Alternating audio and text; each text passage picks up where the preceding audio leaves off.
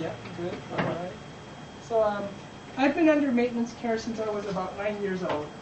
And yeah, I mean, it keeps you healthy, having the maintenance chiropractic. Okay? Okay, we're going to talk about car accidents today. And the statistics are such that 1 in 10 people will be in a car accident. Raise your hand if you know 10 people.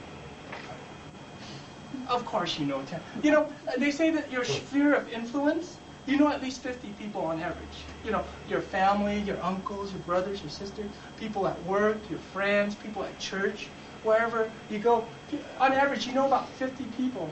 And 1 out of 10 people will be in a severe car accident this year that causes some kind of injuries. We're not talking about a fender bender or anything, but a severe car accident. 1 in 10. So that means that of those 10 people you know, maybe you know 50. If you know 10, 1 of those will be in a car accident. If you know 50, and a lot of us know more, 5 of those people will be in a car accident that year. And that's a lot of people. A lot of people. So those are the statistics there. Also, if you switch that around, you'll be in a serious car accident 1 every 10 years. 1 every 10 years. Okay. An accident severe enough to cause damage to your car and cause damage to your spine. So 1 every 10 years. Of course, some people, you know, they go for 20 years, 30 years without a car accident. Then you know some people that get bang, bang, bang, bang, all in 1 year, maybe 2, 3 times. Okay, and so it averages out to 1 every 10 years you'll be in a car accident. And those are pretty nasty. Here in Denver, you'll notice there's more cars now. Have you noticed rush hour starts around 3 o'clock now? That's scary. There's more people. People from California or wherever they're coming from, and they're just clogging up our highways. And that means there's going to be there are more car accidents nowadays.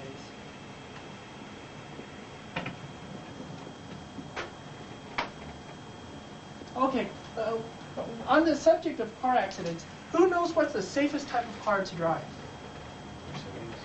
Okay, sure, those European cars, Mercedes, Volvos, but in general, what kind of class of cars are the safest to drive? Anyone know? There aren't any, you're right. There aren't any. Nothing is 100% safe. And usually, in general, though, to protect yourself, the bigger the better. The bigger cars usually win out on these things. Like if you have an SUV against a small car, that'll help protect you a little better than a smaller car. Okay. So bigger is better. Okay. As far as cars go, you know, after a car accident, if it crumples, in other words, if you have a car that looks like this,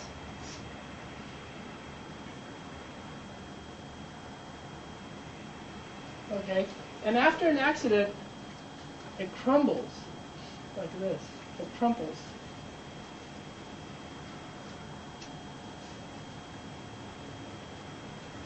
The better it crumples, the safer it is for you.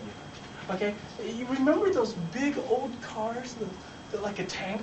You know, you got to turn it like 5 times to turn the corner.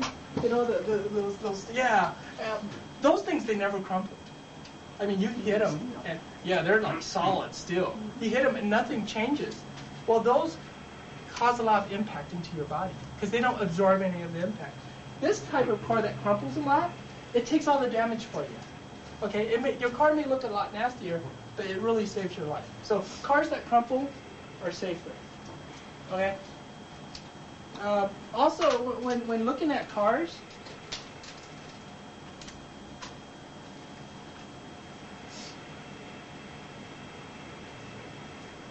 side impacts kill a lot of people every year.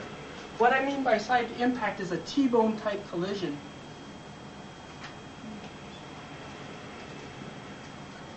Where a car, maybe you're driving along, right, and this car runs a red light and T-bones you.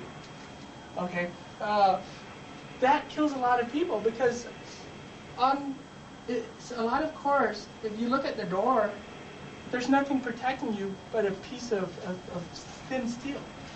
Okay, so it's very important to have side impact beams. That'll help save your life when you're looking at a car. Make sure that the car has some type of side impact beams to help protect your life. Because if it doesn't, this car, which weighs thousands of pounds, ramming right into you, and if there's nothing protecting you here, it goes right into you. Okay, and when I graduated from college, I had a friend that died from a side impact collision. Drunk driver ran right into him, and unfortunately, he didn't have any side impact beams and went right into his body and killed him. So side impact beams are very important. All right. Other things you can do, other than getting a new car. Okay. What's the worst? Well, let me see. How many miles per hour does it take to create an injury when there's a car accident? No, not very much. Not very much. Did you know the National Highway Institute? They documented a death at just 7 miles an hour. Ooh. It actually killed someone at 7 miles an hour. Okay, and so it doesn't take much. Okay, from 5 to 10 miles an hour will definitely cause some injuries. Definitely will cause some injuries. Even minor accidents puts a lot of force into the body. And if you notice in my room, I have this little pendulum. You pull up the ball and it hits into the next ball and comes out. Well, what happens is that force, when you get hit by a car accident, that force transfers into your body, and your body does one of these. And that's when those bones misalign. Okay? And so one of the worst ways to get hit is from